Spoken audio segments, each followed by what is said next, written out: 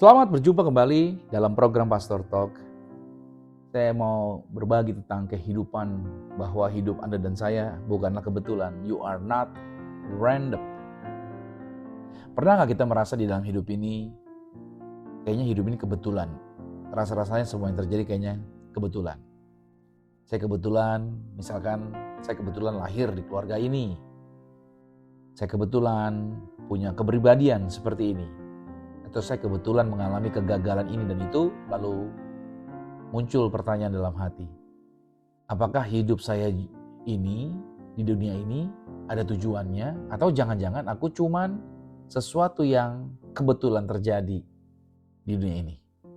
Nah, hari ini saya ingin menyampaikan satu kebenaran besar, bahwa hidup Anda bukanlah kebetulan. Kamu bukanlah random. Kamu dirancang oleh Tuhan dengan detail. Yang pertama, kebenarannya adalah kita diciptakan dengan sengaja. Kalau kita baca di dalam Kejadian 1 ayat 26 sampai 27, itu berkata bahwa manusia itu diciptakan segambar dan serupa dengan Allah. Ini kalimat yang sangat revolusioner. Alkitab tidak berkata manusia dibuat asal jadi. Alkitab tidak berkata manusia itu hasil dari eksperimen. Alkitab juga tidak berkata bahwa manusia terjadi karena kebetulan-kebetulan kosmis. Alkitab justru berkata kita diciptakan menurut gambarnya Allah. Artinya apa? Sebelum kita lahir, kita ini sudah ada di dalam pikiran Tuhan. Oke, semakin menarik. Sebelum orang tua kita merencanakan kita, Tuhan sudah terlebih dahulu merancangkan kita. Nah, kita ini bukanlah produk kebetulan. Kita adalah produk rancangan ilahi. Jadi tidak ada orang yang tidak sengaja hidup. Tidak ada orang yang tidak punya arti. Kalau kita diciptakan segambar dengan Tuhan, maka hidup kita ini otomatis memiliki nilai, tujuan, dan arah yang jelas. Nah, masalahnya banyak orang itu tidak hidup sebagai desainnya Tuhan. Melainkan mereka hidup berdasarkan label atau apa yang disebutkan oleh dunia ini. Nah, hal yang kedua, dunia itu seringkali memberi label, itu kesukaan dunia. Dunia itu suka kasih label. Kamu orang lemah, kamu lemot, gitu-gitu kan kalau orang dunia. Dunia itu memberi label, kamu mah gak mampu dan lain sebagainya. Tapi lihat bedanya dengan Tuhan. Tuhan itu tidak memberi label, tapi memberikan identitas. Sejak kecil kita diberikan label-label ini. Kamu nakal, kamu gak pinter, kamu gagal, kamu tidak berbakat sih, kamu gak sebaik dia, gitu kan. Tanpa sadar, kita mulai mempercayai label-label yang disebutkan tadi. Dan kita mulai hidup justru malah berdasarkan label-label tersebut. Tetapi Roma 8 ayat 1 justru berkata, tidak ada penghukuman bagi mereka yang ada di dalam Kristus Yesus. Perhatikan, bukan lebih sedikit penghukuman kata-katanya, tapi tidak ada penghukuman. Jelas di sini ya, bukan sedikit, lebih sedikit penghukuman. Bahwa penghukuman atau dikurangi, bukan itu. Tapi kata-katanya jelas, Roma 8 ayat 1. Tidak ada penghukuman. Ini menarik. Buat mereka yang ada dalam Kristus Yesus, buat mereka yang tidak berjalan menurut keinginan daging, melainkan keinginan roh Tuhan. Jadi rasa bersalah itu bukanlah identitas Anda. Masa lalu bukanlah identitas Anda. Kesalahan bukanlah identitas Anda. Dunia ini berkata, kamu adalah kesalahanmu. Tapi Tuhan berkata, kamu adalah gambarku.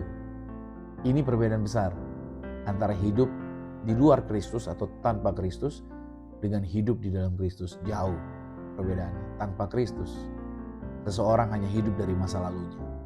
Tapi di dalam Kristus, maka orang benar itu hidup dari identitas barunya. Hal yang ketiga, hidup baru itu bukan bicara tentang saya dan saudara lagi. Hidup baru bukan tentang kita. Karena Galatia 2 ayat 20 berkata, aku telah disalibkan dengan Kristus, namun aku hidup, tetapi bukan lagi aku sendiri yang hidup, melainkan Kristus yang hidup di dalam aku. Ini ayat yang luar biasa dalam. Kenapa demikian? Kekristenan bukan sekedar memperbaiki hidup lama. Bukan sekedar menjadi versi lebih baik dari diri sendiri. Kekristenan adalah pertukaran hidup. Hidup lama kita disalibkan. Hidup Kristus diberikan kepada kita. Itulah sebabnya kita tidak hidup berdasarkan kegagalan yang pernah terjadi. Kita tidak hidup berdasarkan trauma masa lalu.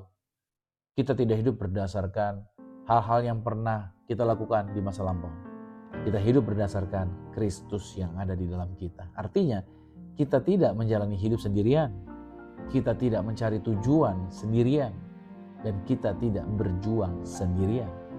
Kristus itu hidup di dalam kita. Nah, jika Kristus hidup di dalam kita, maka mustahil hidup kita tidak punya tujuan. Nah, makin jelas sekarang ya kan, berarti hidup Anda dan saya yang percaya Yesus, berarti hidup kita punya tujuan. Kita dipilih Tuhan. Hal yang keempat, berarti dari random kita menjadi purpose. Artinya, banyak orang hidup dalam mode survival.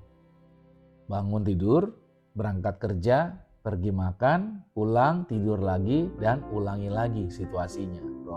Rotasinya atau siklusnya begitu. Hari berganti hari, tapi tanpa pernah memiliki makna. Kenapa? Karena mereka percaya hidup ini cuma kebetulan.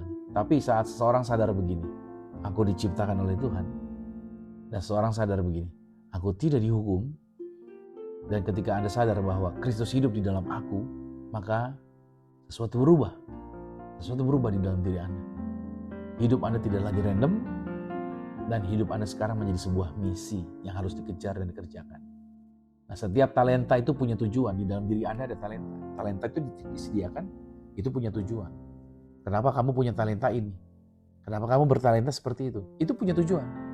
Dan setiap pengalaman yang dipakai di dalam melaksanakan talenta tersebut, itu ada maknanya. Pengalaman-pengalaman hidup yang kita jalani, itu memiliki makna. Bahkan, mungkin kita pernah punya ada kegagalan, terluka dan lain sebagainya.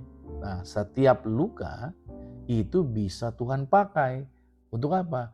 Untuk mendatangkan kebaikan. Bukan Tuhan yang bikin luka, tapi sekalipun ada luka, Tuhan tetap bisa pakai untuk mendatangkan kebaikan. Tuhan tidak menciptakan kita hanya untuk survival atau bertahan hidup. Tuhan menciptakan kita untuk menjalani panggilan atau menjalani tujuan. Hal yang kelima, kebenaran yang dapat mengubah cara hidup kita. Ketika kita percaya kita kebetulan, maka hidup kita jadi sembarangan aja. Kan hidup ini cuma kebetulan. Tapi ketika kita percaya bahwa kita ini dirancang oleh Tuhan, maka kita hidup dengan tujuan dan tertib serta di dalam kedisiplinan. Cara kita bekerja menjadi berubah. Cara kita memperlakukan orang jadi berubah. Cara kita memandang masa depan juga berubah. Kita tidak lagi bertanya begini, apakah hidupku berarti? Kita mulai berkata, Tuhan pakai hidupku.